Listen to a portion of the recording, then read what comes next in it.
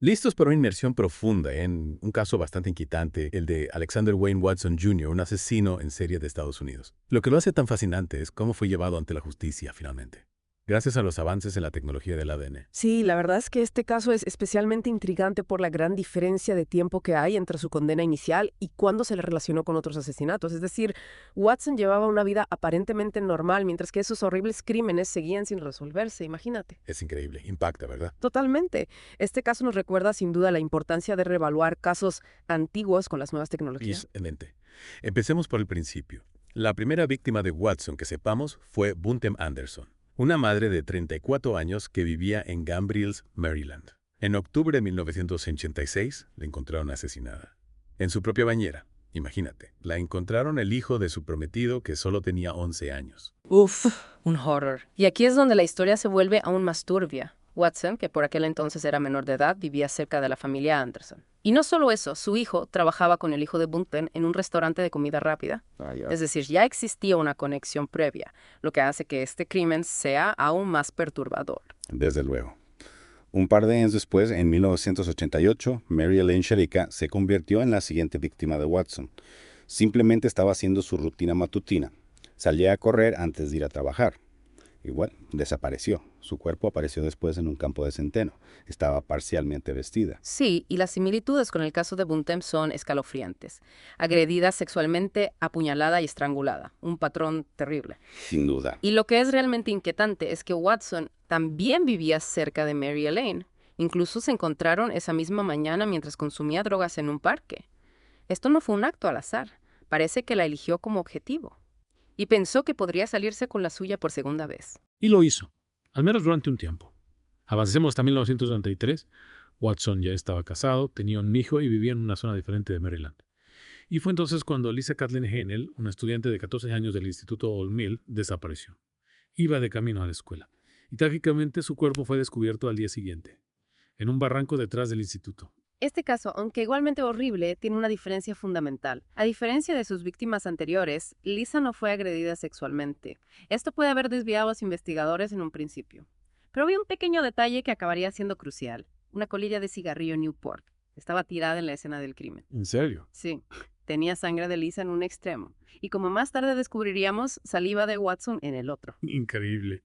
Es increíble pensar que una prueba aparentemente tan insignificante acabaría siendo la clave para relacionar a Watson con estos crímenes. Es un testimonio del poder de la ciencia forense, ¿verdad? Absolutamente.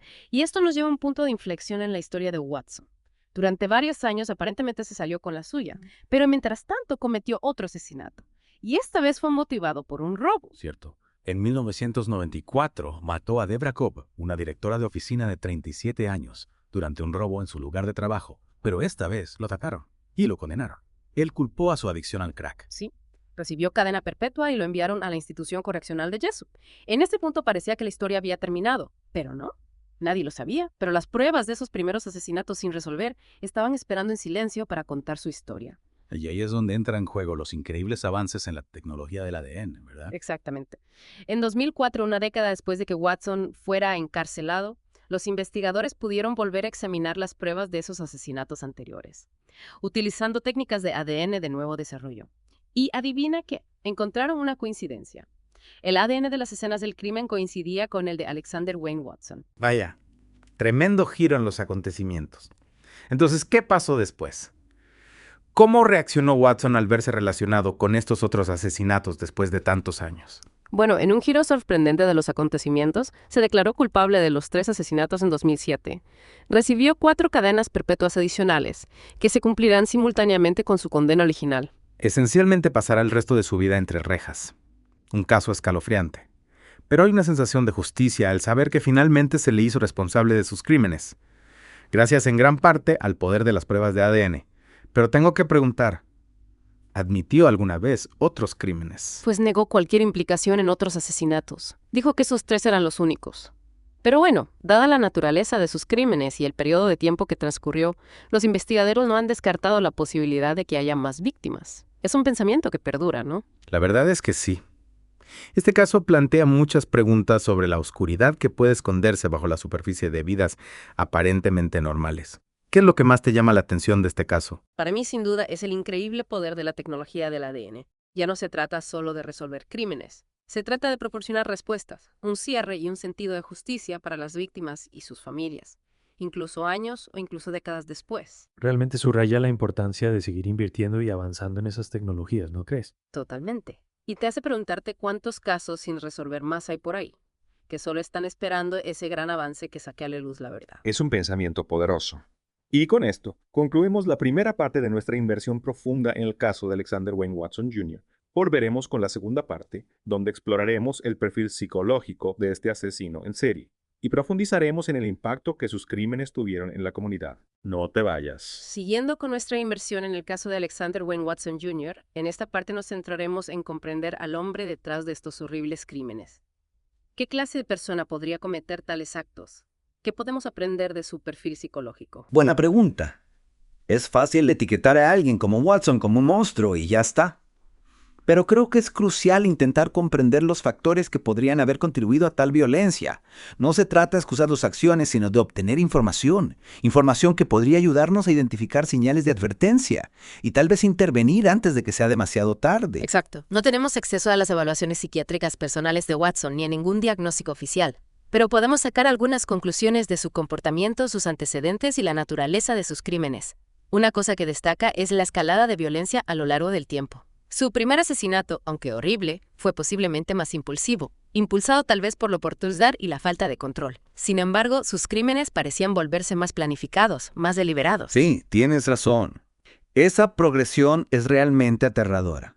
Es como si aprendiera de cada crimen, volviéndose más seguro, ¿no? Más seguro de su capacidad para evadir la detección. Y el hecho de que conociera a 2 de sus víctimas personalmente añade otra capa de complejidad a su perfil psicológico. Sí, la familiaridad con sus víctimas sugiere un nivel perturbador de comodidad con la violencia y una falta de empatía. También cabe destacar el elemento sexual presente en la mayoría de sus crímenes, que a menudo apunta a problemas psicológicos más profundos, problemas relacionados con el poder, el control y el dominio. ¿Y te acuerdas de la colilla de cigarrillo que mencionamos antes? La que tenía la saliva de Watson. Ese pequeño detalle dice mucho, ¿no? Totalmente. Sugiere cierto nivel de arrogancia. La creencia de que estaba por encima de la ley. Intocable. Es una gran observación. Es casi como si hubiera dejado esa colilla allí a propósito, como una especie de firma, un desafío para las autoridades. Este nivel de grandiosidad narcisista se ve a menudo en individuos que cometen crímenes violentos.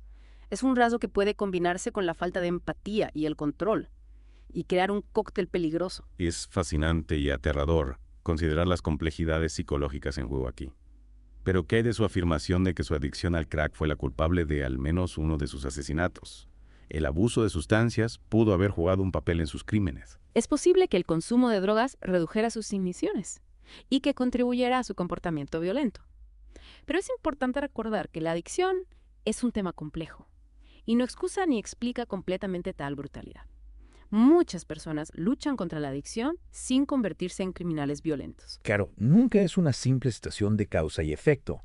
Es probable que haya múltiples factores en juego. Su personalidad, su educación, traumas que haya experimentado junto con el abuso de sustancias. Es una red compleja. Absolutamente. Y por eso perfilar individuos como Watson es tan difícil pero tan crucial. Necesitamos comprender la convergencia de todos estos factores.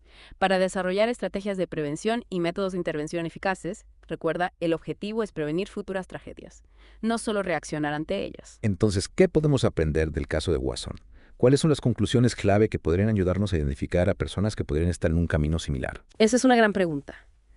Y es una con la que los expertos en criminología y psicología forense lidian constantemente.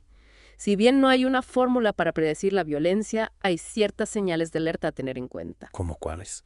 ¿Cuáles son algunas de esas señales de alerta? Bueno, un historial de violencia, especialmente violencia en escalada, es una gran preocupación. Otras señales de advertencia son la fascinación por las armas, la crueldad hacia los animales, la falta de empatía y la tendencia a culpar a los demás de sus problemas. El abuso de sustancias, como hemos comentado, también puede ser un factor. Es importante tener en cuenta que estos son solo posibles señales de advertencia, no son garantías de violencia futura, pero pueden servir como punto de partida para la intervención. Exacto.